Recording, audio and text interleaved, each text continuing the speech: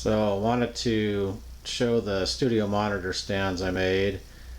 I looked on YouTube for kind of some designs, but wasn't really finding what I was looking for. A lot of them are floor standing ones, and I don't have the room for that. I've got kind of a long desk and wanted to put them up on the desk, so kind of came up with this, and we'll show you how I made them. They're pretty cheap and turned out pretty nice. So I'll kind of run down how I made the stand here. That's the completed one again, and so I wanted to do it, pretty cheaply.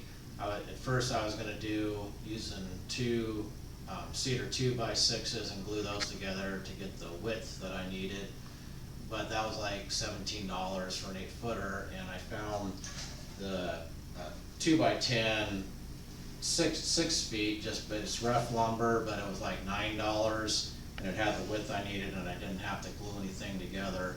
So I got that, and then I bought a 8-foot 2x2 cedar pole here, post for the legs, and I think that was about $6, so that was $15. That was as much as the board would have been by itself.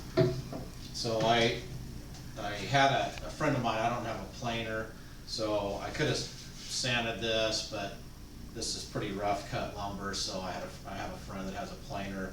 He planed 2 pieces down for me. I cut them to the dimensions that I needed. I got 12 inches this way and about 9.5 or so this way.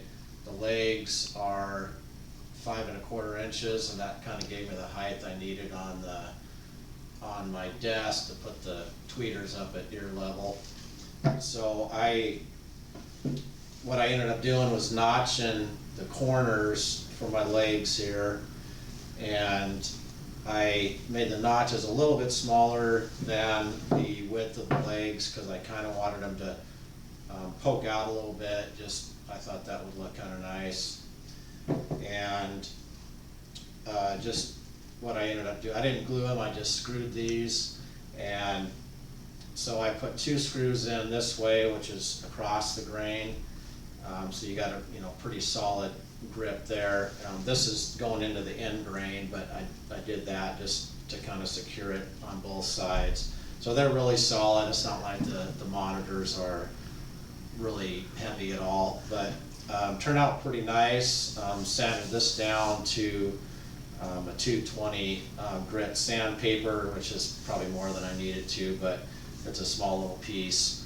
I did cut little edge grain strips that I glued onto the end grain, just so I would have kind of a uniform edge grain all the way around there. And then I finished everything with some Danish oil, which is just it's real simple finish that you can put on there and put off and just wipe off, and you're done.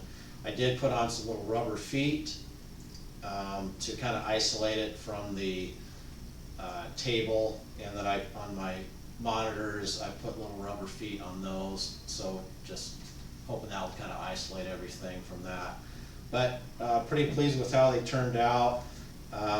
I didn't get it's not perfect, but like it has a little bit of a wobble, but I put a little bit of a shim on this leg, so it would not wobble as much. It wasn't bad, but I wanted it pretty solid. But so all in all, pretty pleased with how they turned out, and hope this might give some people some ideas on if they're trying to build their own.